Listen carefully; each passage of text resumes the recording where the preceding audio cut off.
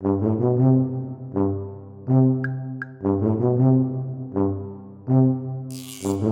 back to Talkin' Shit, where we are talking all sorts of shit. Schitt's Creek, that is. I'm Jess Sterling, and today we are talking Season 4, Episode 3 of Schitt's Creek, Asbestos Fest. And of course, as always, I'm not alone. I'm joined by someone who had to sell his prized Beanie Baby collection, Stuart. Stuart, how are you? I'm traumatized. Princess Diana didn't go for as much as you thought. I mean, I was expecting them to get so much more money than they did, but it seems that no one cares about Beanie Babies. Who would have thought? Especially if they don't have their tags on them. If you lose the TY tag, nothing. Get rid of it. Did you ever collect Beanie Babies? Of course I did. I am a product of the 90s. Of course I did. That's horrendous. I never saw the appeal when I was younger. Never see the appeal now. I see why no one wants to buy them. They're rubbish. Well, here's the thing. I didn't collect them as in like, I didn't collect them to then sell down the line. I bought them as toys because I was a child. And I played with them. Yeah, I played with them. And my childhood just really saggy teddies. Okay. The way you just described Beanie Babies as being saggy, I'm feeling a certain sort of way about. It's incorrect. Am I wrong? No. Okay. First of all, are teddies like stuffed animals? Is that what you call stuffed animals over there? Yes. Okay.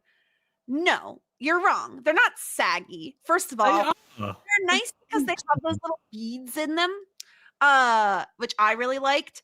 They're not saggy. You play with them. And also, if you want to chuck one at somebody, it's going to be a little bit more painful and like fun than like a stuffed animal would be. But no, I collected them. Of course I did. They were like a huge thing. But my childhood dog, every time I would get a new Beanie Baby, it was like he could sense it.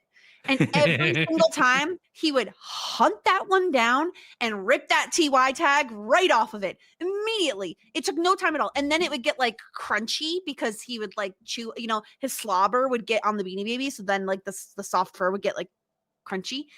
Anyway, I love my favorite. I still remember my favorite Beanie Baby. Stuart, would you like to take a guess as to which my favorite Beanie Baby was? Princess Diana, the only Beanie Baby that I'm aware of. Since I never had that one. No, that was a bear. I didn't like the bears. No, of course I collected the dogs. The dogs were my favorite ones, and I think I had 2 of Fetch, the golden retriever. Just the best. I mean, I'm not surprised, but I am surprised to hear that there were different types. I thought they were all bears. So, the more you know.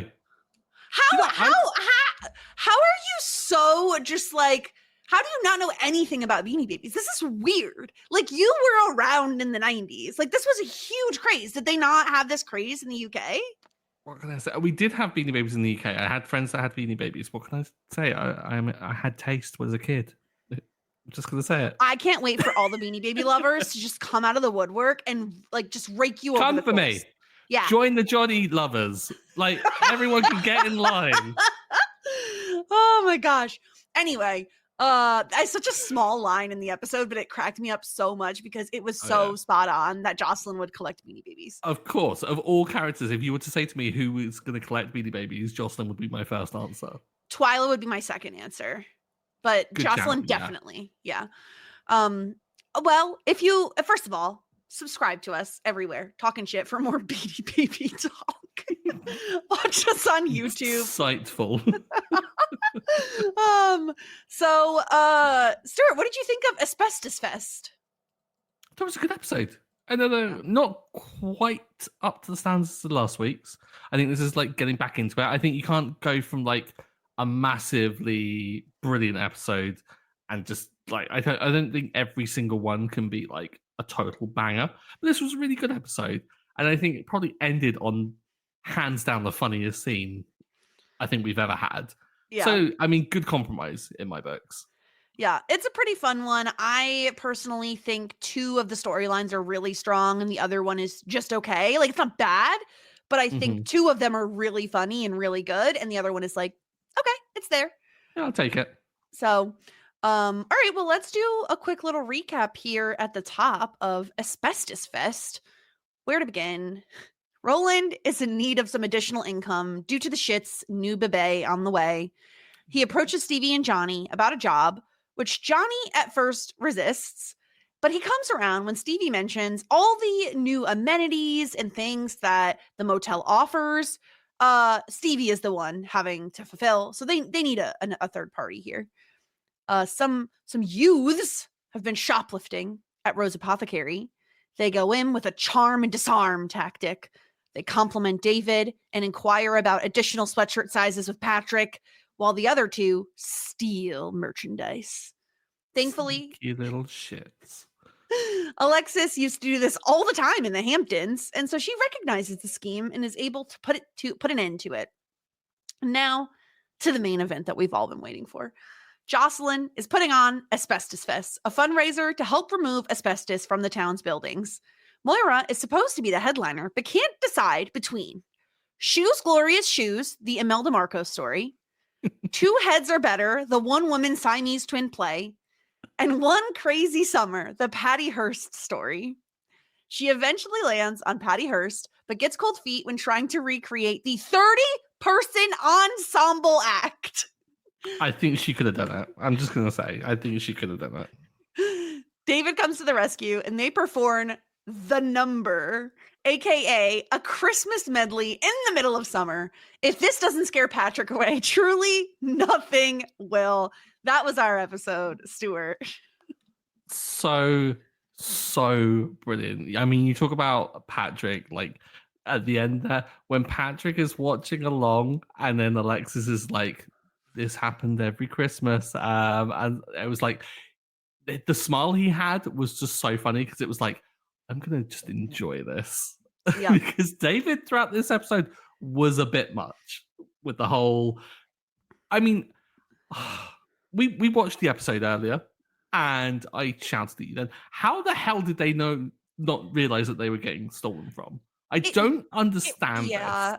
It's a really small store. Like, it's incredibly small. It's not like they're like going off into the back room or something. No, it's just, I think here's the thing. I totally believe David would be able to be swindled in this way, right? Someone comes in, they compliment his sweater. It's very easy to disarm him. Patrick is the one that's disappointing. Now, I like that the way in which he is not being duped is that he's actually doing business where it's like, oh, do you have other sizes? Can you check in the back? Like, he maybe not be present for this shoplifting that's happening. But also, you know what it is? Maybe, Stuart, because you'd think like, oh, they're taking inventory. Like, aren't they noticing things are going missing? I bet Patrick is like, I bet it's just David's family coming in and stealing things. Because we've already seen Moira and Alexis stealing things from the store. So maybe that's what Patrick thinks is happening. But it is kind of ridiculous that they don't catch on. It's ridiculous. I used to work in retail even when I was a kid. And I was like watching everyone like a hawk, because in my first week we had one of the company's like security investigators turned up and was like started interrogating all of us because we were missing £10 from the end of the till at the end of the day. And it happened on the week that I joined, and I was like, well, I'm F. Did you ever like catch someone shoplifting?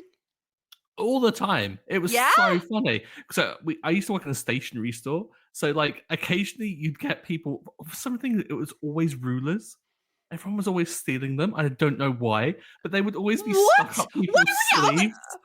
Of all the things, okay, first of all, stealing from a stationery store, like, what a nerdy place to steal something. Second of all, like, it's like, I just don't understand, like, of all the, like, oh, I'm going to steal a pen. Like, ooh, I'm going to steal a ruler. Like, what do you, first of all, okay, beyond the time that you're in grade school, do people like own rulers? Do they use rulers? Unless you're like an architect or something. Like, literally, what are you using a ruler for? Like, get a measuring tape like an adult, you know? I mean, just freehand it. Just like, be cool.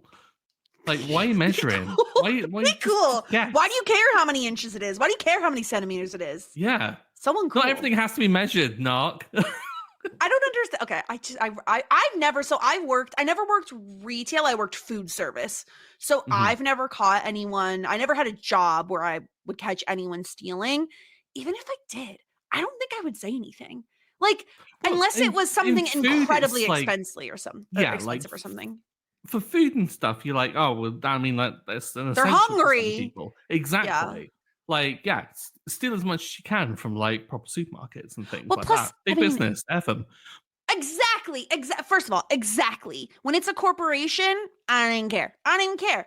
Also, like, I don't know about you. Again, I worked in the food service industry.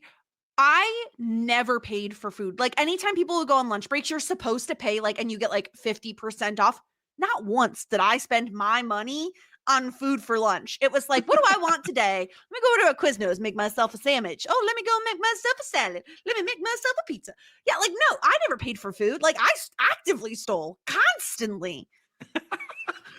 I don't care. I'll admit it now. I love the admissions of it. I love I'm a it. Like, 30-year-old woman. I don't care. 30-ish. What do I care? What are they gonna do?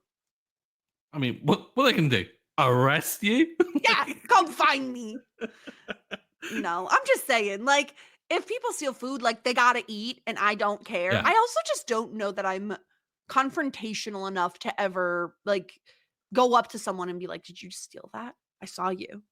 Like, no, never. There's something so empowering about it because, like, in the moment, especially if it's like a kid that's stealing, like they crumble so quickly. It's like very much, it's like, oh, I'm so sorry, I'm so, Did you and then make they them kind of like, cry? no. But like, usually, the funniest one was when my manager just went up to some kid and like didn't even ask, just threw their hands up their sleeves and pulled out like a ton of rulers. I don't know why it was always the thing, but they went flying everywhere, and she's like, "Get out of my store!" And it's like the funniest thing ever.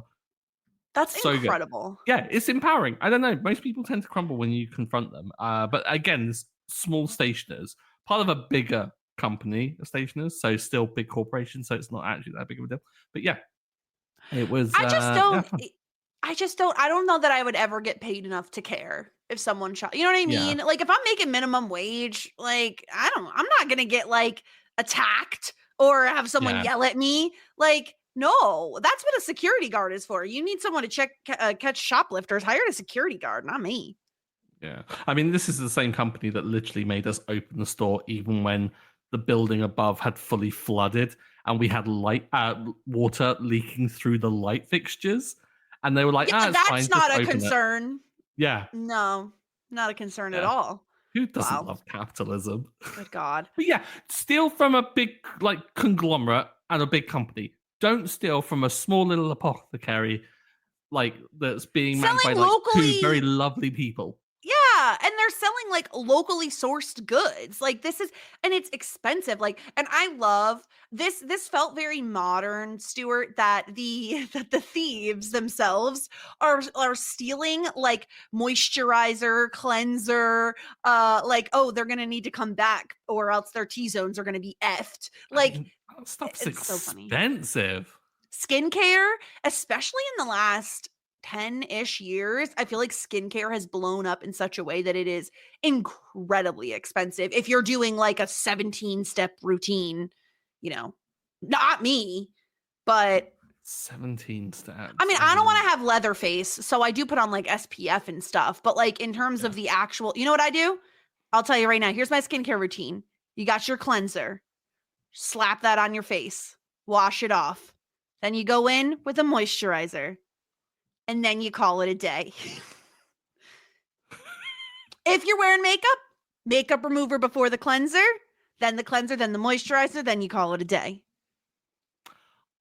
I mean, yeah, I was gonna make a joke, but like pretty much, yeah, wash your face, moisturize. Done. Yeah. Job done. CeraVe, highly recommend. Great brand. I Who's think Sarah V? Lubriderm is the other one. Yeah, Lubriderm is the other one. Both of them are great brands. I don't know if they have those in Britain, but that's what I use. So I love it that we're admonishing big corporations and then giving them a shout out 2 seconds later. they're affordable at the very least. I'm not, I'm just saying. I can't buy my local body milk, Stuart. I don't have an apothecary nearby. I mean, I can understand why they're stealing from a small little apothecary that's like massively priced as it is, but just don't do it. It's not cool. Yeah, and on top of that, they're just like hanging out outside the store. Like, this is very bold of them to not only steal from this place, but then also just hang out on the front steps. Like, I mean, I know the methy kid is gone, but I'm just saying, like, this is terrible. And I love that it's Alexis that is the one who's able. This is Alexis's strong suit, right? Like, it makes Yeah. all the sense in the world that she'd be the one to catch on. And I love the fact that she cites that it's not necessarily her history, like it's her friends who like her klepto friends from the hills. Like Mm-hmm. it's always like someone that she knows. It's always like a connection that she has, and she's always the one that brings the street smarts to like because David is such an indoors kid. Like Yeah, he wouldn't be exposed to this kind of harsh reality. He wouldn't right. know to expect it. And then Patrick's just too nice. Patrick is way too nice to be able to figure this out. And I also think he's a little distracted by the fact that David is like so enamored with the compliments that he Hmm. refuses to tell these kids to get out of here. Yeah. And yeah, just and then at the very end, all of them being out of touch with, the youth when Alexis says the popo and So cringe. fist pump. Oh, it It's all bad. hurts. It hurts because she's there and like she gets kudos and it's like I knew she Yeah. was too cool to work here, or like I thought she was too cool to work here, and she's like I am too cool to work here, and then she absolutely flubs it by saying popo. She does say popo. It's Oh, bad. it's the kind of thing I would say, and it's so cringe. I hate Um, myself. would you be able to get someone's wallet off of them without them realizing? I play a lot of rogues in D&D, so I feel like I should, but I don't think I would have that skill set at all. I think I'd be such an absolute fumbler for it. Yeah. Would you? What would your fascination with like up close Mm. magic? Would you like have some sort of a Yeah, no, I'd be thing for terrible at it? this. I'd be Oh, absolutely okay. horrendous at this. Like, I would be so obvious, I think. I don't know that I'm not very like cool, Like the word chill has like never been used to describe me. I just don't think I'm relaxed enough to be a rogue, Yeah. you know? Yeah, you gotta like go with go with the flow, I was gonna say. But like you've gotta match people's movements. Yeah. You can't be like clumsy and bumbling. I'm really kind of awkward sometimes. Yeah. Yeah, Yeah. me too. So that's what's going on at Rose Apothecary. Uh, in other news, Roland needs additional income. And the way, can we just talk about the way in which he goes about this? First of all, I think on the plus side, right? If we're going to like say what's good and what's bad about his approach, I think it's a good idea to go around the motel and be like, these are some improvements that you could make that I could help you with. Oh, there's a light bulb out in over this room and over this door. There's Mhm. a toilet backed up in this room, whatever. Make a list and say how you can help. That I think plus, big thumbs up for me for Roland. I think where he loses me is this whole, oh, you're going to love me. I know a guy, blah, blah, blah, blah. Just say it's you. Just say it's you. He loves a bit, Roland. I hate And like it. he kind of it's also like I guess to help his ego a little bit because he is the mayor of the town. And it's probably not a good look for the mayor of the town to like schlep it with the rest of us and work a job. It's like he's got to overcome that, and but yeah, he also just likes a bit. He likes being a bit of a goofball.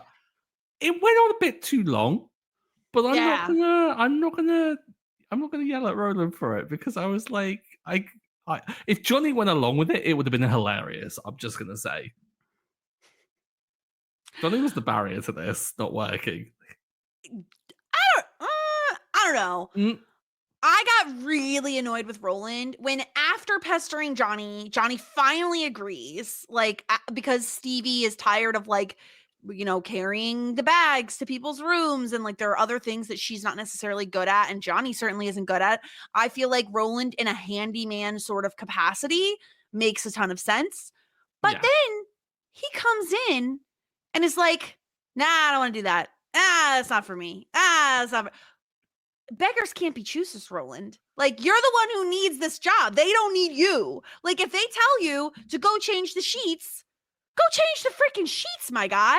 Like, I was so annoyed with him by the end of the episode because he's just being Roland. And I don't know why I'm still annoyed with him this, 4 seasons in, but I am. Mhm. I'm actively annoyed with him this episode. Really? Yeah. Like, I don't know whether I'm kind of like, I guess, numb to it a little bit because I got to know Roland and I kind of am more Yeah. accepting of his Roland isms.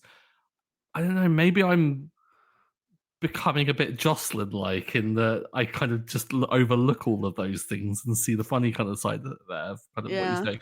I kind of wasn't that bothered by it. I recognize that he was being a doofus Yep. and that like he should have just done the work and things and shouldn't have been a pain in the ass. But equally, why couldn't Johnny do some of it? Yeah, I agree with you. I feel like we need there's a whole conspiracy podcast that we could do on does Johnny actually have a bad back? He uses this excuse so often. I frankly just don't believe it at this point. It's just old man excuse. It's like you Yeah. reach a certain age and you can cite a bad back and think you can get out of absolutely anything. I can't do jury duty. I've got a bad back. Like I can't give you a lift anywhere. I've got a bad back. Like it's so overused by old guys. My dad used to try that shit with me, and I was like, no, rubbish. My dad's the opposite. My dad pretends he doesn't have a bad back and does things he's not supposed to. I think it's either one of this end of the He's spectrum. a saint by the sounds of it. It's fine. But I just think like, sure, I agree. There are certain things Johnny could be doing that he isn't. Yes. Mhm. But I also just think there are things that need to get done around the motel that like neither Stevie nor Johnny are particularly good at. So like fixing things like the plumbing issue, right? I don't know if Roland is I mean, I don't think he knows plumbing, but who knows? He seems like a handy enough guy. Well, he'll know a guy. Like he knew the and he could probably get a good coroner. discount too. Yeah. Which is good to have, right? Like good to have a person like that in your back pocket. Yeah, like totally good to have in the back pocket. I think it could totally kind of work in that role. I just kind of agree with him. It would be a bad luck for the mayor to do it. Just saying that. Then maybe the mayor shouldn't be applying for this job. Well, there is that point, but also secondly, I would kind of vouch, like, I would kind of say, who's actually going to recognize the mayor of Schitt's Creek? Exactly. Anyone who's staying in a motel, are they really that familiar with the place? Yeah. No, I've never known the mayor of any town I visited. Like, I mean, he does kind of look like the guy in the sign that's like banging his sister. So don't worry, it's his sister. Yeah. So I don't know. What do you think of this as like a now we've introduced another person into our duo of Stevie Johnny. Now we have Stevie Johnny Roland. I kind of love it because Stevie butting heads with Roland, I think is really good because I kind of see them as equal forces in terms of like Stevie's no tolerance for BS and Roland who's constantly giving BS. I see nothing but like a mine of good comedy bits here with those two kind of together.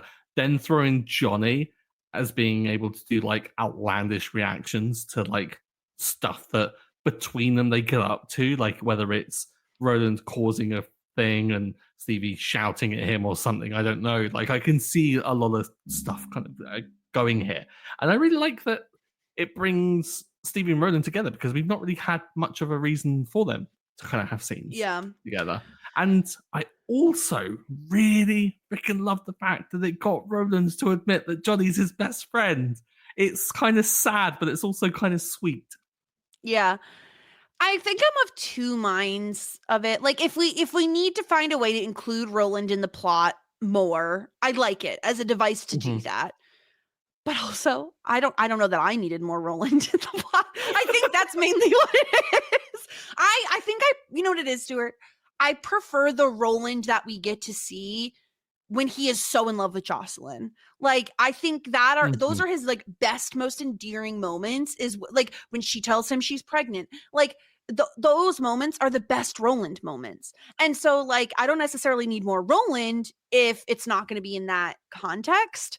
But I mean, I've seen this already. I know where this goes. I do think you're right in terms of having certain characters bouncing off of one another. Although I will say an underrated pairing that we had mentioned, way back was Moira and Roland.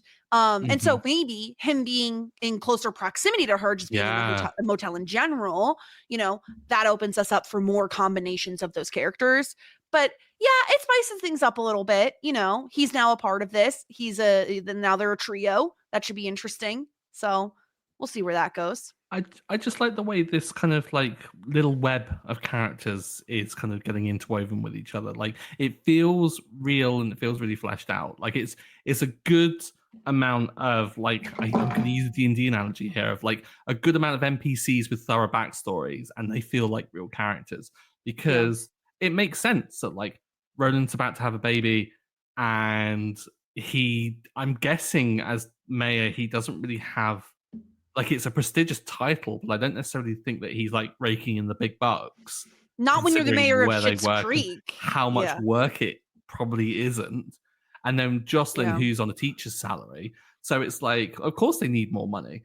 And so I think it totally makes sense for this kind of to work the way it is. And it's not kind of these awful sitcom things where someone is shoehorned into a role for a particular episode and then it's just overwritten. Like it feels natural, it feels real for it to be done this way, and I like it. I like the fact that we're really building almost like an establishment of like history and a bit of a journey going on with this ensemble that is emerging, because it's now spread out. Like I think we said really way back is that it starts out and it's just the family. It's Johnny, Moira, and then I forgot their name, David and Alexis.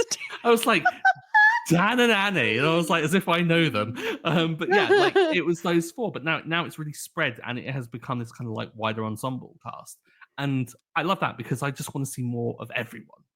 I just wish the episodes were a bit longer. That's my thing as well. Because it's a sitcom, I want more though. I want to be in this world. Most people are binging it, so it's Yeah, most people are, Jess. I'm still angry about this because every time the credits hit, I listen to the entire song to try and get as much out of this as I can. Yeah. Also, I kind of think the outro music is a bit of a bop. But then it comes up and it's like next episode, the little button, and I'm like, you have to hit no. I could just lie. I'd know. Would you? Maybe. I don't know. I don't know if I would know. All right, it's time. We have to talk about Moira. We have to talk about Moira and these show options. I wrote down all three of them because I felt like it was very important to discuss all three options because they're all ridiculous. So shoes, glorious shoes, the Imelda Marcos story. Stuart, are you familiar with this story? Only because of Manila Luzon from Drag Race doing Imelda Marcos in Snatch Game. Other than that, I would have had no idea. What season is that? Do you know of Drag Race? Season 3. So it was very early on. Okay. I definitely had forgotten about that because I had to Google who this person was. I was not familiar with Imelda Marcos. But the fact that she has, so basically, the long and the short of it, if people are unfamiliar, she's a Filipino female politician and a criminal. She was the first lady of the Philippines between the 60s and the 80s. And her husband basically like took so much money from the public. She had over 3,000 pairs of shoes.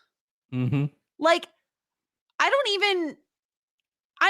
think 3,000 pairs of shoes would fit in my house. Like, I don't understand. I own like, I don't know, 6 pairs of shoes. Like, I just don't. Why? Why does a person need this many pairs? Just why? How? I don't. 3,000 of anything is crazy, but shoes? Like shoes? What? Carrie Bradshaw is quaking right now. Like how 3,000 pairs of shoes. It is kind of crazy when you consider I know you could roughly do the math. That's like 8 years if you were to wear one pair every day. Like what the heck? And never wear them again. That's the thing. That's nuts because first of all, there's a time period where you're just breaking in the shoes. You know what I mean? Like there's a break-in period where you need to wear them in a little bit. Can I tell you something? This is going to make me sound so old. I don't really care. I'm at that stage in my life. I want my life to be easier, generally speaking, right? I'm going for comfort. I'm wearing a sweatshirt. My uniform is a sweatshirt and leggings. Like wintertime, peak, mwah, sweatshirt and leggings, the best. My sneakers, what? I don't wear Crocs. Oh, okay, thank God. No. Okay, I was really worried about that. No, I will never literally kill me if I ever wear Crocs. They're just so ugly. They're just so ugly. And I appreciate that people love them. They're just so ugly. Okay.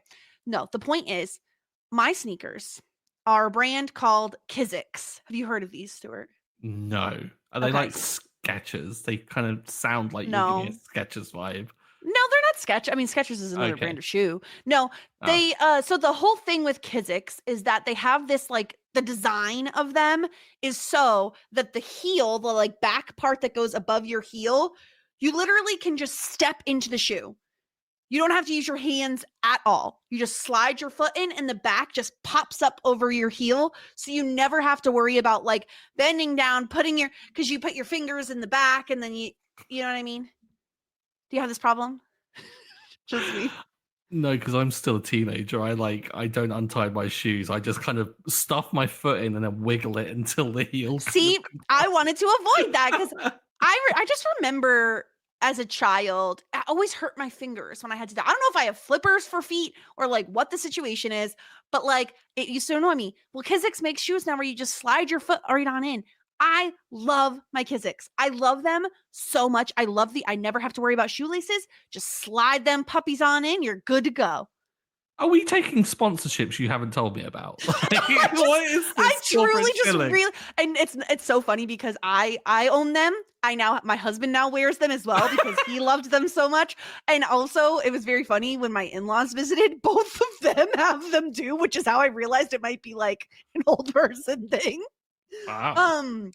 Yeah, I highly recommend for people. I mean, it's also really good for people with, older people with like disabilities. Obviously, you could just slide your foot right in, but it's great for lazy people like me. So all that to be said, I just spent so much time on Kizik's. I don't understand owning 3,000 pairs of shoes. I actively own like less than 10 pairs. And most of them is because I live in a place that sees 4 seasons. So you kind of have to have, your sandals, but also your winter boots. So I don't get it, but that's who she is. I've never understood the obsession with like many, many shoes.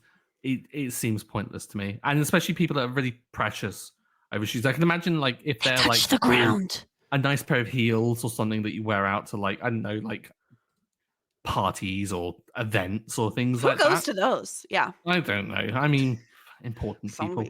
But like if you've got a pair like that, okay, yeah, covet those, keep them in the cupboard, like make sure that they're precious and only kind of come out for special occasions. But like people that are precious over like daily wears, going, oh, don't scuff them. Oh, I can't like step in a puddle because I'll get their shoes. They touch the ground. That's their whole purpose. I can't. I'm sorry. I just can't. I know there are people who love shoes. I'm just not one of them. Imelda Marcos was. So this was her first option. We just spent so much time on that. Only one. Love it. I do think she could have made this one work though, because I mean, she probably wouldn't have wanted to, but like you could take donations of shoes from everyone in the town. Could have done that. I was also thinking she could also like channel herself with her wigs. Like, just imagine instead of the wigs, all the wigs. The shoes. Yes. Bam. Yes. Done. No need to study. Yes. I'm with you on that. Second option was 2 heads are better. The one woman Siamese twin play. I don't know how she would have done this. Like, is this like a Michael Scott with himself on his shoulder for Halloween sort of thing? Like, how is she making this work? So I'm going to reference Drag Race again, this time Drag Race Canada with Pythia and wearing like another prosthetic head. It looked incredible to the point where she hit the runway and everyone was like, whoa, what the heck is going on? That's possibly how you can do it. I don't know how you're going to do that into a musical number though, because I imagine it's quite difficult to get a prosthetic head to sing unless it's like a ventriloquist act, in which case I'm totally here for that. Okay, That could yes. work. Yeah, I think this is a good option if she has the like supplies. If she has the props, Yeah. I think this one is one of the ones that works better than any of the others.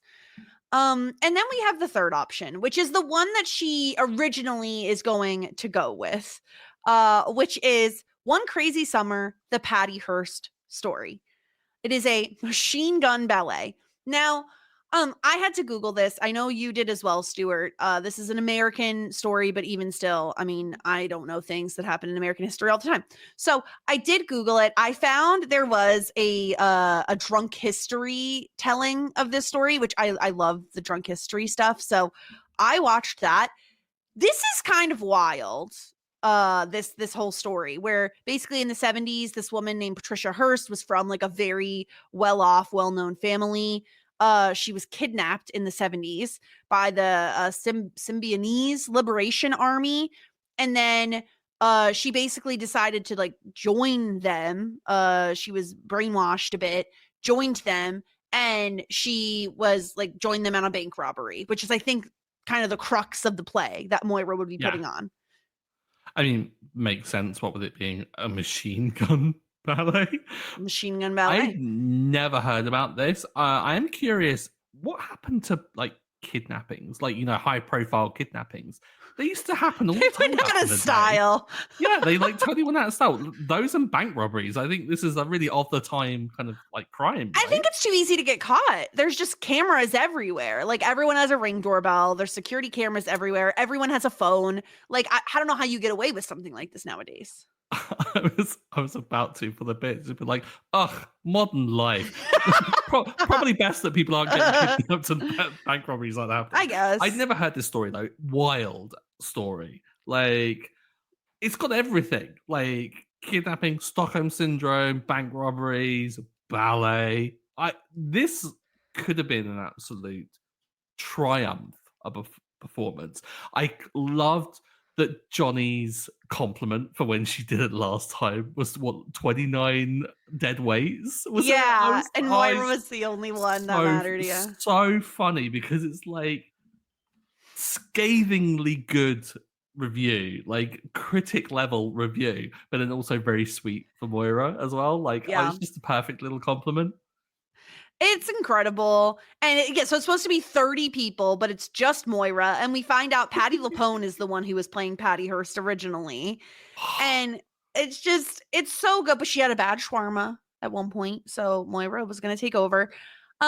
Watching Moira practice this was just everything. I don't know. It was the 5, 6, 7, 8. Like, you can listen to Moira read the phone book. It's so entertaining. Like, it's so ridiculous. Her getting on Jocelyn's case about it being like a rifle or something instead of a machine. It's a machine gun ballet. Like, it's incredible. Why does Gwen have a hunting rifle? Your guess is as good as mine. I mean, there was a thought maybe because of like the hunting and things. I don't recall her being on the turkey shoot. No.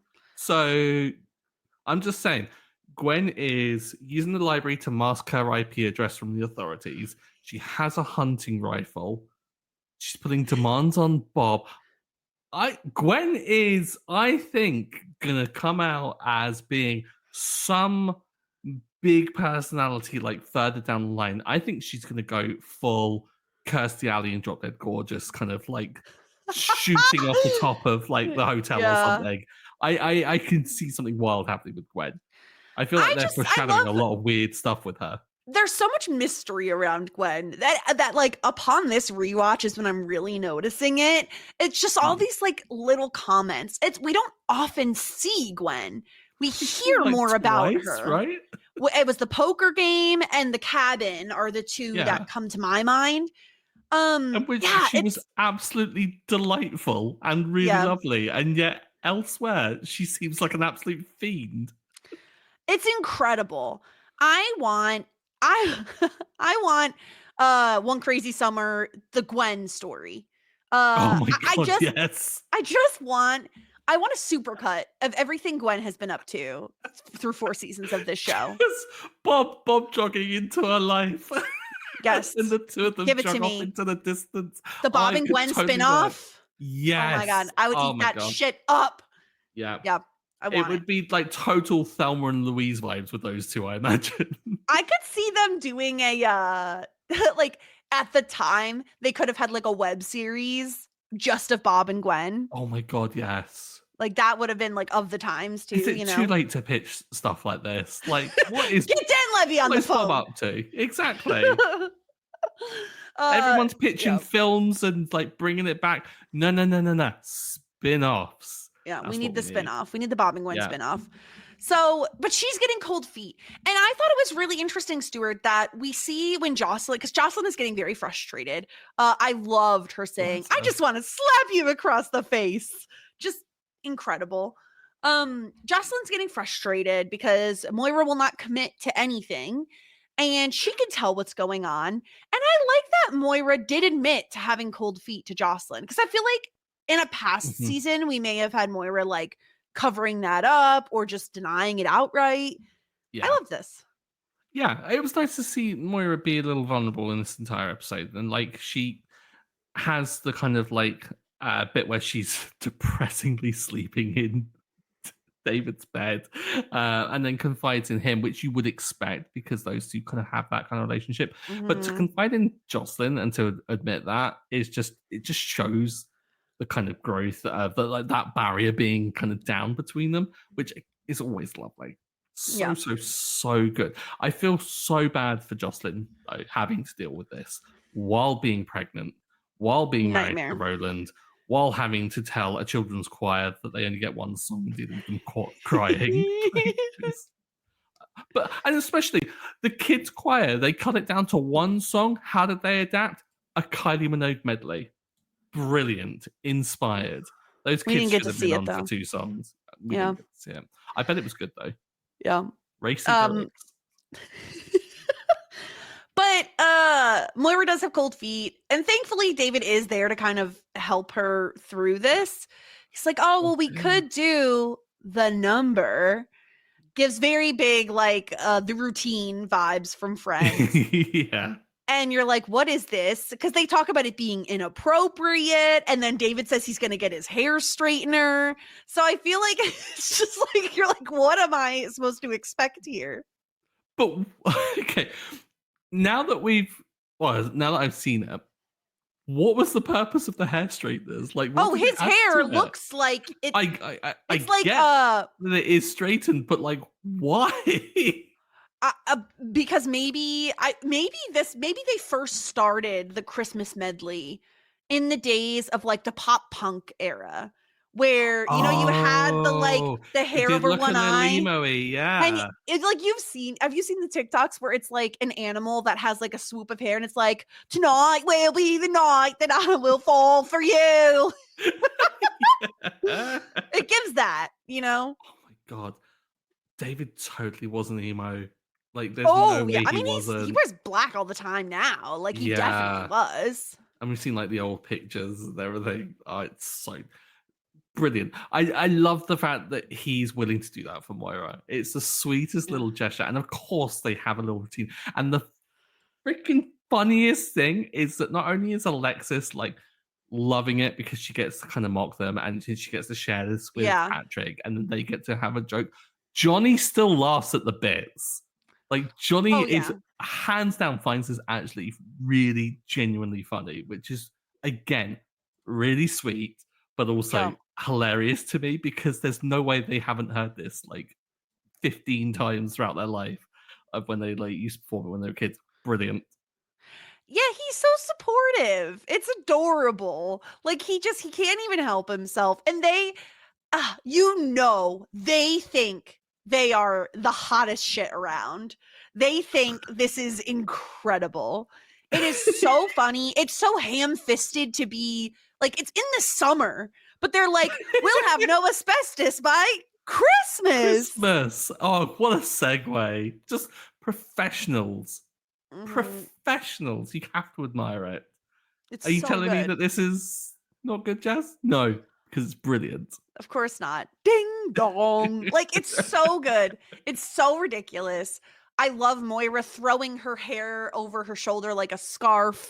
It's just, it's everything. I love one of my favorite things about this entire scene isn't even Moira and David. It's Alexis watching Patrick watch David. Like, because you've been there where you're like, I can't wait for someone else to witness this. And you only watch their reaction to the thing.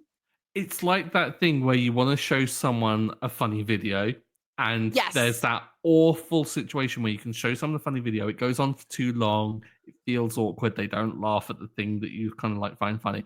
But when you show someone a funny video and they find it to be funnier than what you found it, perfect. And that gave me the same vibes.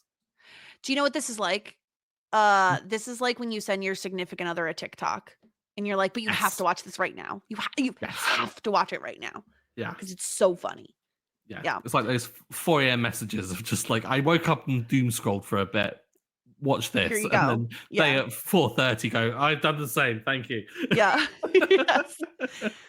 It's incredible. The ending is just, it's just everything. It's everything. I want to see them performing this. I want a flashback. I want a flashback of them performing this in their home. But okay, I do, but I'm so glad that we got as much of it as what we did, because I was so worried, because I mean, being a sitcom, being shortened, like kind of length, is that it might be like ding dong credits. Yeah. We actually got like what 3 different cuts of like them jumping between.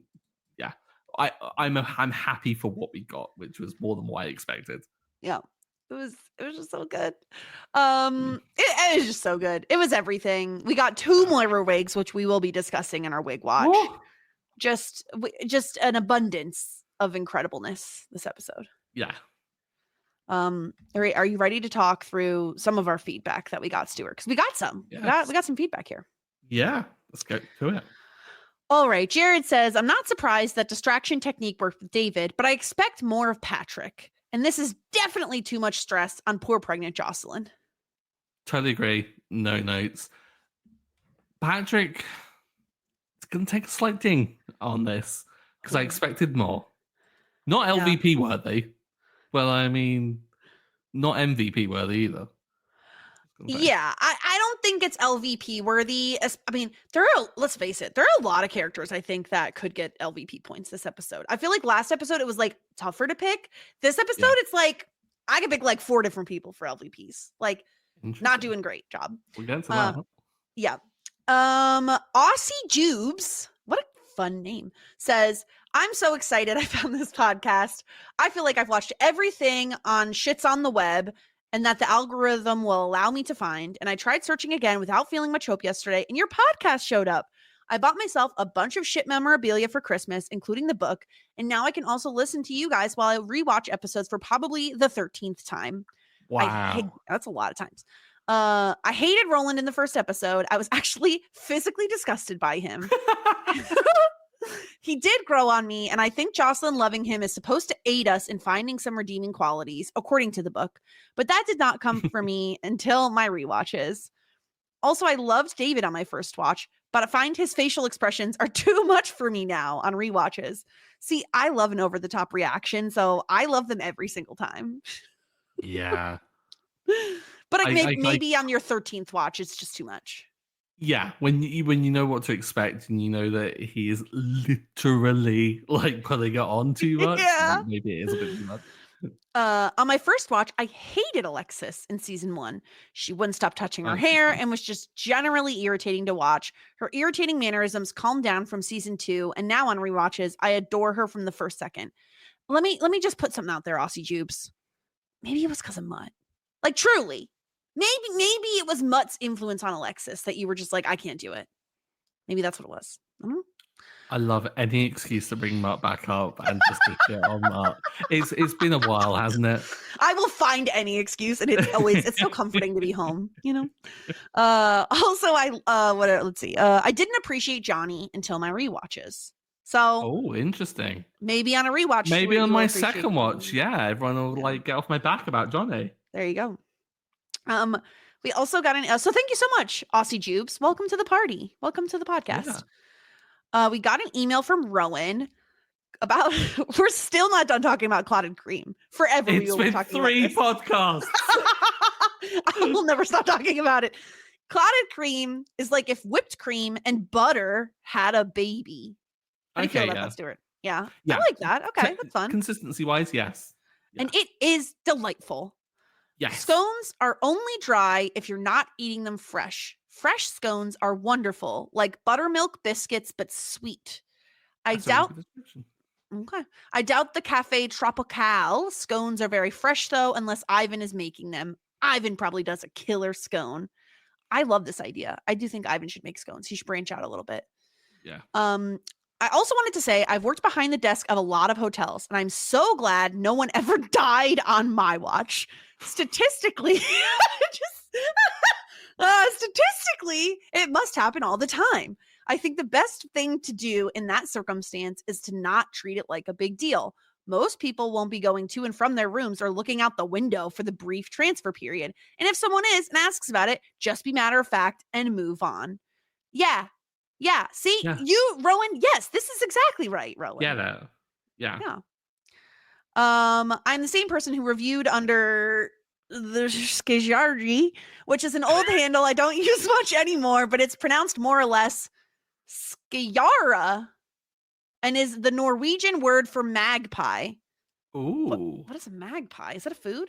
No, it's a bird. Bird? You don't have magpies in the US? We do. I just didn't, Oh my God, there's a little thing on Google. If you Google magpie, there's a little volume thingy and little birds come out of it and it makes the noise the bird makes. So you can find out what a magpie sounds like. Amazing. I love that. Noises of magpies. Now we know. Y'all are simply the best, Rowan. Oh, you're the best, Rowan. Thank you so much for continuing to bring up the clotted cream conversation because I will never be done with it. Never. And if you want to be cool like Rowan and leave us a 5-star review, like you totally can, and I'll probably butcher your name and then you'll have to correct me, but I'll try my best. And I'll read every word you write. We also got an email from Erica. Hi, Jess and Stuart. I love Asbestos Fest. As a 32-year-old, nothing is more relatable and funny than David calling the teenagers youths and being so flustered by them. I find teenagers absolutely terrifying, and yet, like Alexis, I also want them to think I'm cool. And this episode captures that so well in a hilarious way. Also, Alexis saying po-po and winking kills me every time. Yeah. The po-po. Do teenagers scare you? They don't scare me. I mostly just find them irritating. Yeah. Like, right? I think I would avoid them. Like, I don't even want to go near them. Like, they. No, I'm not looking to interact with them. No, like I don't want to deal with them at all. Like, too moody, too judgmental. Like, teenagers are the worst. I know what I was like when I was a teenager. I would have hated myself now. Yeah, no. Can I just give a hot take? I think I was a perfectly fine teenager. Like, I feel like so many people are like, wait, you didn't know what I was like. You didn't know. I know what you're like now, and I'm just imagining it as a teenager. I was just as loud. You were unbearable. No, I would say I was an unbearable child. But I think I think I hit my stride as a teenager. Not hit my stride, but like I think I found it. Were you like a really good kid though?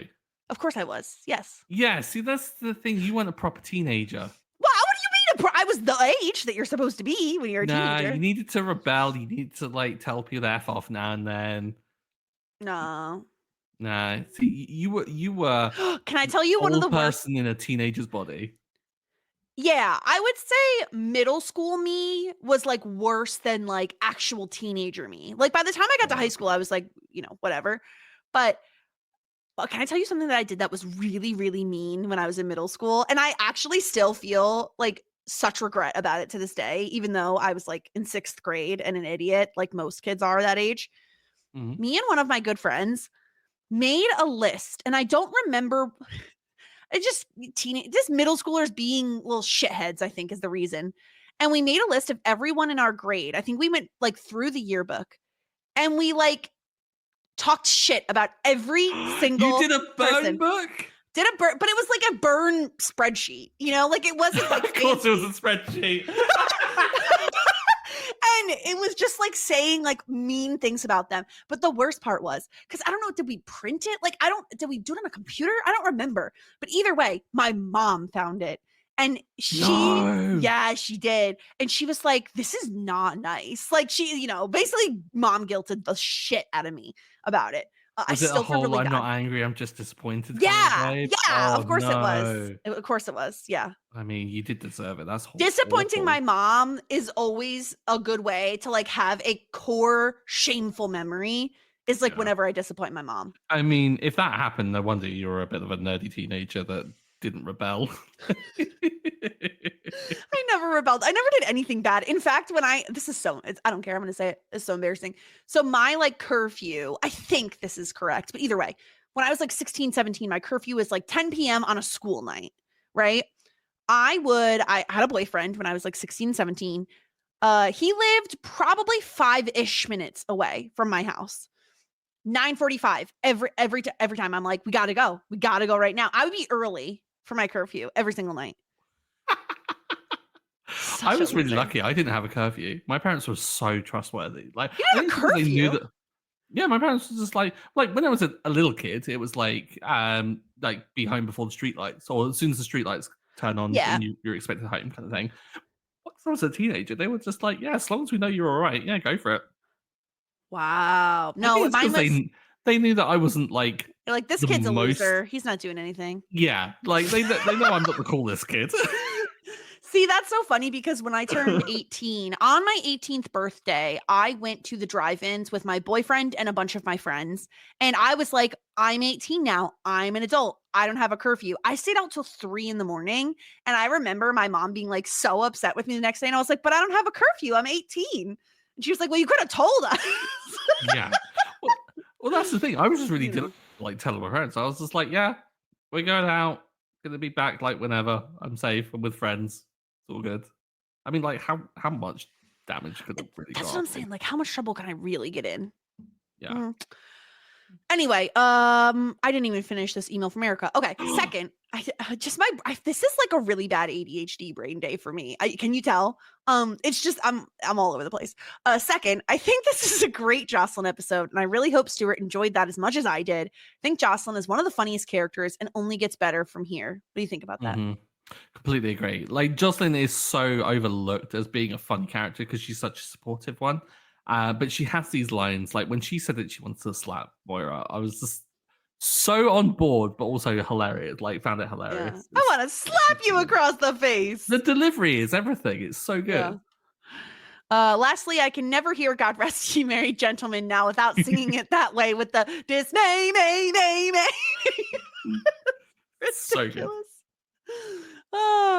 Can't wait to hear more from you, Erica. Thank you so much, Erica, for writing in. And then we have one more comment from our YouTube channel. If you're not already subscribed, make sure you do it. Click the subscribe button. Subscribe. Do it. From Liz Whipper, 6604. As someone who had a surprise pregnancy at 39 years old, 10 years after my last child, typically you're a little further along before you take a test because you're not expecting it. So it's plausible that Jocelyn was very quick in the bathroom, minus the freakout time. When I took my test, it was positive the second I peed on it. Oh my gosh. I didn't know that was even a thing. I thought like it always took like minutes or something to like, Did you take the test while giving birth? Like, that's the only way in which I can imagine it'd be that immediate. I'm now picturing on the actual test itself, it was like, you're real fucking pregnant. Like, you're real far along. The baby grabs it. Oh my God. Oh, so good. Also for the next fun thing, instead of waterboarding. What has this podcast become? I love that there is a comment that is very serious about like, for the next fun thing, don't waterboard, but you should both talk in unrecognizable accents for that podcast. Could be fun. What do you think about that, Stuart? What do you think about that as an idea? Not against it. Some people might say that mine is sometimes unrecognizable with some of the stuff that you guys don't understand. Well, that's because you're British. It's the Americans that don't get it. Terrible people. Yeah, I like that idea. I mean, I playing in D&D, I love an accent. Love putting on an accent for characters and I things. It's think, funny as hell. yeah, I just don't think Liz knows what she's asking for. Like, truly, you haven't heard me do accents, Liz, okay? I don't even know that I have a description for it because it's a lot. I go hard. Maybe that's what it is. I commit. Even if it's not good, I'm committed. Maybe I should like a little... be committed.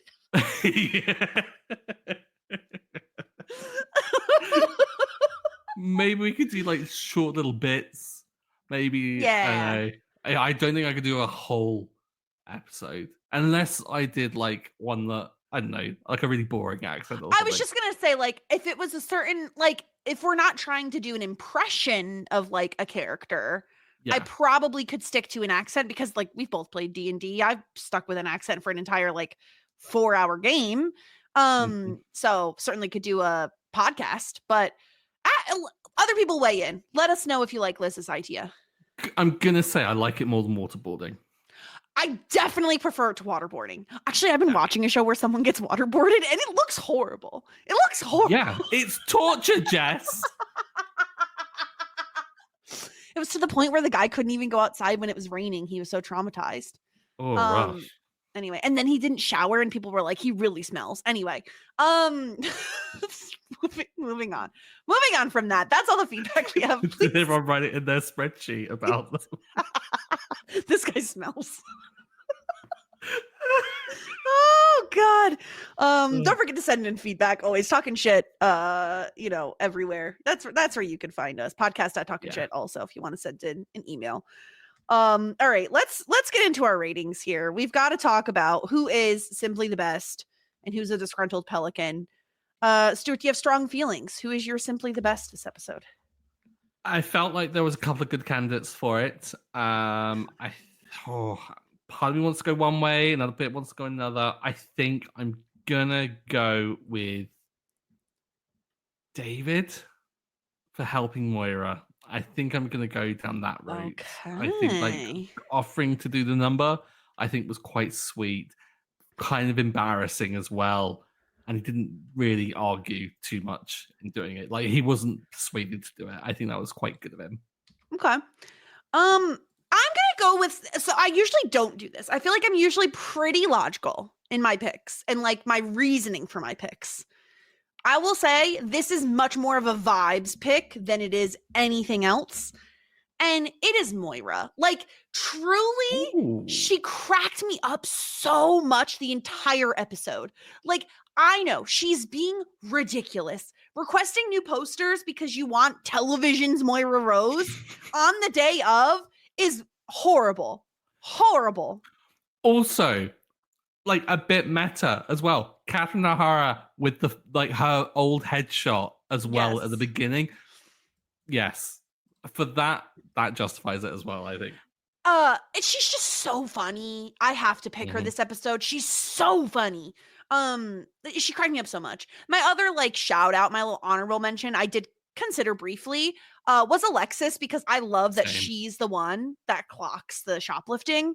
But yeah, I gotta go Moira here because she really just cracked me up in such a way. I can't pick anyone but her. Disgruntled pelican time.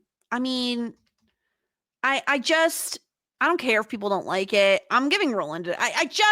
He annoyed me so much. I hate the game of, my friend, blah, blah, blah. Everyone knows it. It's not funny. It went on too long. He doesn't even want to do any of the work they're proposing to him because it wouldn't look good if a mayor does. Shut up, Roland. He just really irritated me this episode. I don't know. I got a good hating into him this week. Oh well. He's a disgruntled pelican for me. Oh, yeah, I agree. Yay! I kind of like, as much as I want to defend him, he is like in this. He's a doofus, and he absolutely earns it. I mean, I am tempted a little bit to give it to Johnny, but like Johnny does some really sweet things in this episode. Nothing to the degree that Roland does that's bad. Yeah, Roland 100% is LVP this week. Yeah. I'm just saying, like, God, like, it's just the bit doesn't work for me. The bit does not work in any way, shape, or form of, oh, I have a friend, blah, blah, blah, blah. It's you. It's always you. Yeah, but I do still maintain that Johnny could have, like, helped with the situation. If he went along with it, it would have worked a little bit better. Well, those are our points this week. It's time to get to a wig watch because we actually have one this week, and it's finally incredible. It's very exciting. We have 2 weeks. It's an embarrassment of riches. 2 of them. Let's start with the first one, and it is during Moira's actual. If you're not watching us on YouTube, you have to because the screenshot I grabbed is just incredible. This is Moira doing her rehearsal in David's room.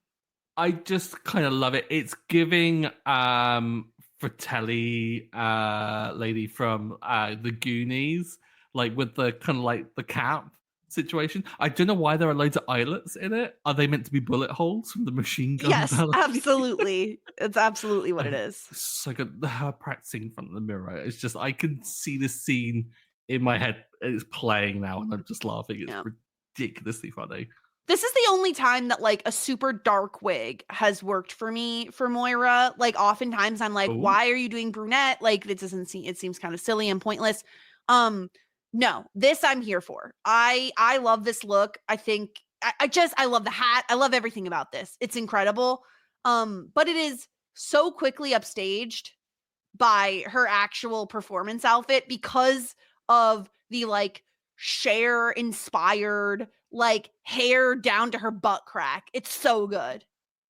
What I love about this is that the wig changes, but the hat doesn't.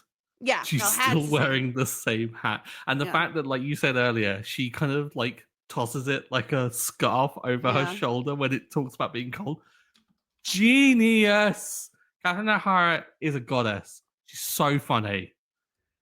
Yeah, it's perfect. It's everything. Of course the outfit is black. Why wouldn't it be?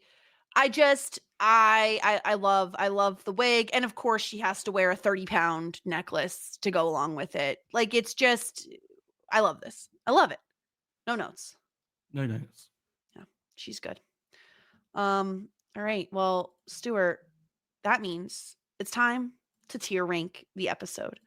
Now, if you're following along with us on YouTube, you'll see we have the premiere was in EU David. Didn't get off to a great start, but that's okay because the second episode pregnancy test was in hot shit. The tippity top of the tier ranking.